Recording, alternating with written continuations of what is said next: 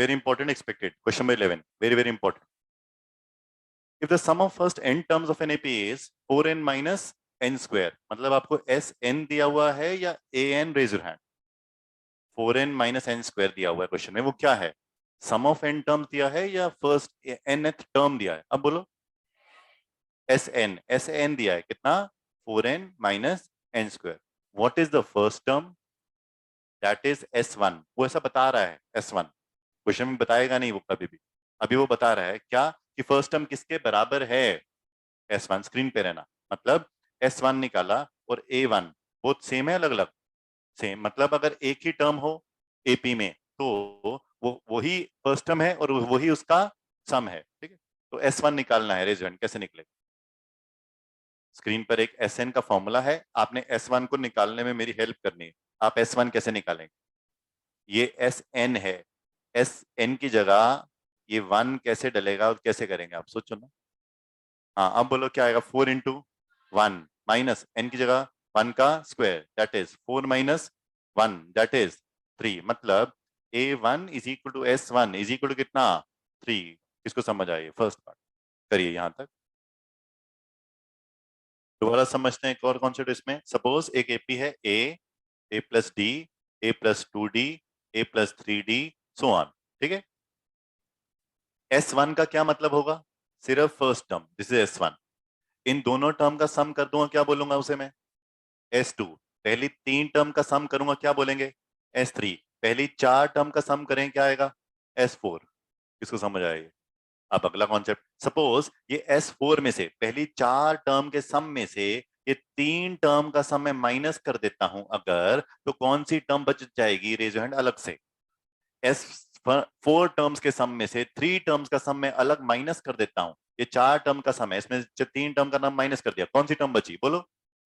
A4 बची. कौन सी term बची? A4. ठीक है, हमें A पता है 3, Sn पता है 4n माइनस n स्क्वायर. अब क्या निकालना है नेक्स्ट हमने?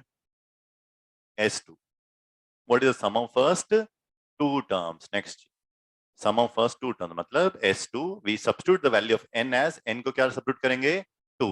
हर जगह n की जगह क्या डालेंगे? 2 2 2. That is 4 into 2 minus 2 का square, that is 8 minus 4, that is 4. मतलब S2 आ गया जी. कितना आ गया? 4.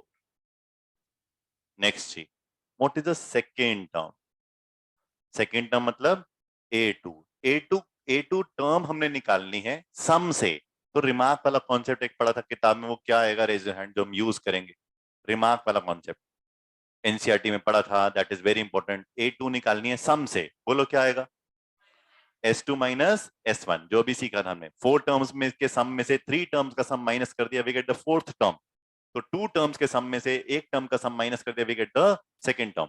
सो दैट इज, जैसे A और A प्लस डी है, 2 टर्म है, तो 2 टर्म का सम, इसे क्या बोलेंगे हम? S2. एक टर्म का सम, उसे क्या बोलेंगे हम? S1. इन 2 टर्म्स के सम में से अगर S1 माइनस कर दूंगा तो ये टर्म बच जाएगी, सेकेंड टर्म आ जाएगी अपने आप. ठीक? तो S2 कितना है जी? 4. S1 कितना आया था? 3. That is 1. देयरफॉर A2 भी आ गया जी. क्या आ गया? 1. एक ही आंसर आया, पहला ये था, फिर S2. Similarly, find the third, 10th and the nth term. करो जी फटाफट प्लीज. थर्ड टर्म निकालो, 10th टर्म निकालो, nth टर्म निकालो फटाफट.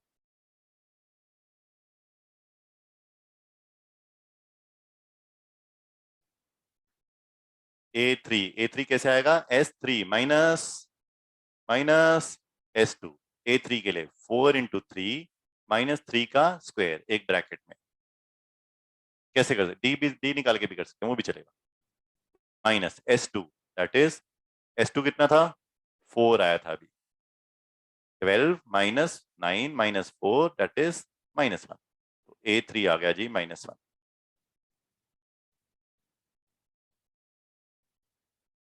A3 आ गया -1. उसके बाद A10 चाहिए. A10 कैसे आएगा? S10 minus S9.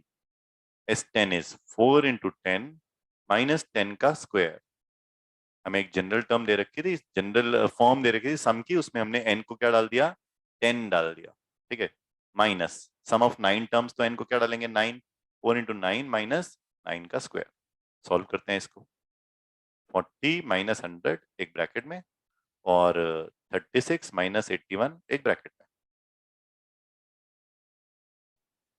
तो A10 कितना आया? We open the bracket, 40 minus 100 minus 36 plus 81, दोनों को ऐड कर दिया इन दोनों को, we get 40 plus 81 is 121 minus 136, we get क्या?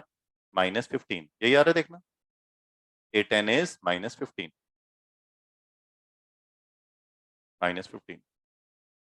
इसे आप A और D निकाल के भी कर सकते थे। A हमारे पास शायद 3 था, शायद देखना, A 3 था और A2 पता था हमें। A2 कितना है? 1, that is A plus D, तो that is 1 is equal to 3 plus D, तो D कितना है? -2, D -2। यहां से भी कर सकते थे डायरेक्ट, तो आप डायरेक्टली A10 निकाल सकते थे, A प्लस 9D, ये इससे भी इजियर है। A is 3 plus 9 into D कितना है? -2, that is 3 minus 18, that is -15। ठीक है, अब आपको A पता है, A पता है 3, D कितना है?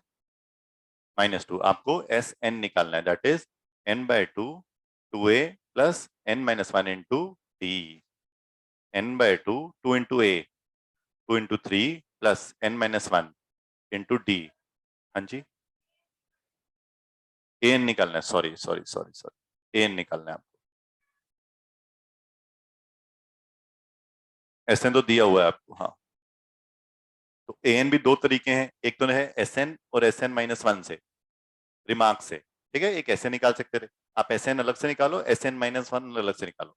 चलो पहले तो आप SN-1 मुझे निकालना सिखा दो, कैसे निकलता है। अगर SN-1 निकालना हो तो कैसे निकलेगा? इस n की जगह क्या सब्स्टिट्यूट करोगे? n-1 मतलब 4 इंटू n-1 एक ब्रैकेट में माइनस n-1 का होल स्क्वायर। किसको समझ आया? ये n की जगह क्या सब्स्टिट्यूट किया है? n-1, ये तो हो गया एक फॉर्मूला। दूसरा तरीका क्या है? an इज इक्वल टू क्या? a plus n-1 into D.